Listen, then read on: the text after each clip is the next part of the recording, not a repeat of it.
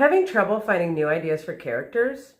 Well, your goal as a writer is to create characters that have an emotional investment in the story, which in turn creates an emotional investment in your readers.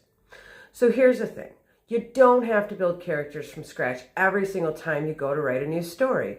A lot of times, simply staying present and observing behavior from afar can do the trick. So here's a solution. Think of any person, someone in your own family, an actor, the janitor, Janice from accounting, maybe a neighbor. Now focus not on just how they speak, but pay closer attention to those micro behaviors, and that's going to help you build a new character.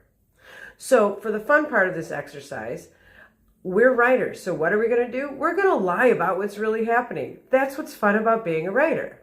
So I'll use my fictional neighbor as an example about how to fill in that character diary. My neighbor Joe is meticulous about his landscaping, like very OCD. And I'm not mocking him, I'm simply observing and being present.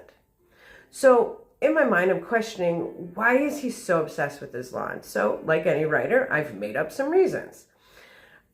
Maybe the first thing is that Joe has a serious need for control. And what better way to feel like you're in control than to try to control nature? What a good idea. Maybe Joe has a huge amount of pride for outward appearances.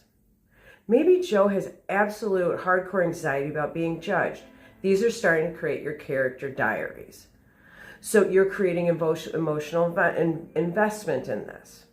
So when you see a sequence of reactions in a particular event, or you're sitting in your living room and looking out the window, you're creating a narrative. Because the trick is, up close, people perform. From afar, people leak truth.